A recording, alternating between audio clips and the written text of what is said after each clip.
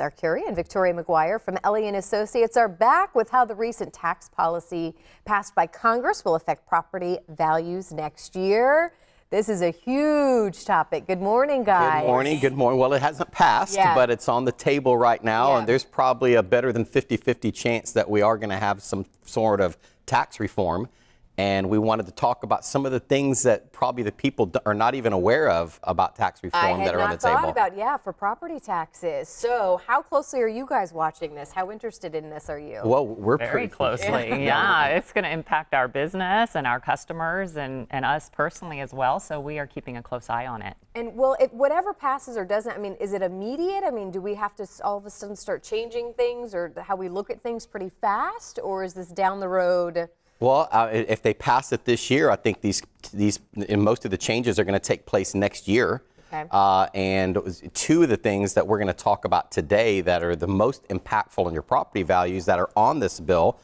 And for anybody that thinks that, and I'm not going to get political at all on the show, but a lot of people say, oh, that Trump is out for the president's out for the rich people only. Yeah. Well, here's a couple of changes that are going to impact wealthy people.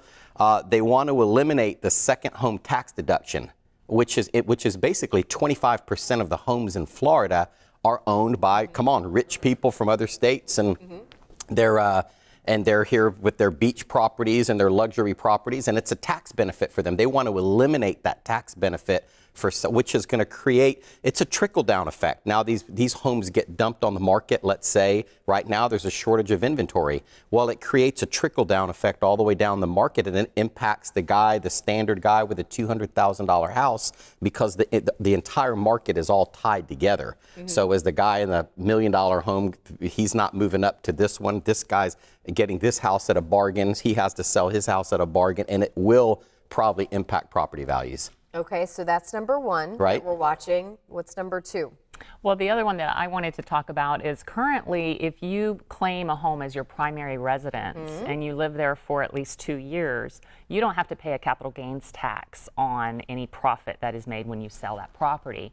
Well, the tax reform is trying to change that, and they're going to make it a minimum of 5 years that you would have to live in the home in order to do that. So what that's going to do to real estate is people aren't going to move as often as they do. Slow it down. It is going to slow it down, and that's going to impact our market in a great way. I don't know. Well, if you slow it down, is that less inventory on the market then? Is it not as many people are moving? Does that? Well, I thought is maybe then prices go up if there's not as much inventory. I don't know. Well, no. Well, right now we have a shortage of inventory, but what that does is people that are, I think the most impactful thing that it's going to have is somebody that transfers here, maybe works at a bank, and he's here for 3 years. Now suddenly he has to move, and he's got $60,000 in equity in his home after 3 years. Well, he could have moved and pocketed that money and moved it. Well, now he's going to have to pay a capital gain on that because he didn't stay in the home long enough. I think people move, circumstances change, and they just have to move. So, but the point that I want to make is, most of the real estate agents that we come in contact with, they don't even know about these changes. They're just out there winging it.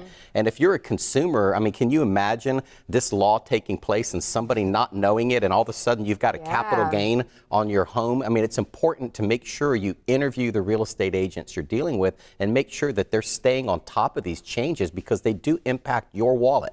Well, and when you look at the entire real estate market too, Florida is so unique, certainly with our taxes, and it's such a drive with why people want to live here, why they're living here, a little bit more than half the year.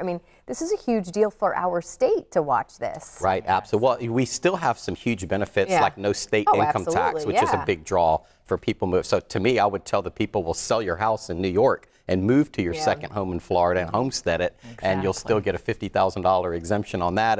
But to me, Florida is still the best place in the world to live. So I agree. Yes. You guys think and Tampa so too. is the best also. So I'll take the sunshine. Well, thanks for watching this for us. We're going to have to talk about this a little bit later when more fruition comes to pass on this. Hopefully it won't pass. Okay, all right, we'll see. Thank you so much. For more details on any of the other segments that we've, lots of different topics over the last few months and years, just head to their website, call them today, and get the house on the market. Got it.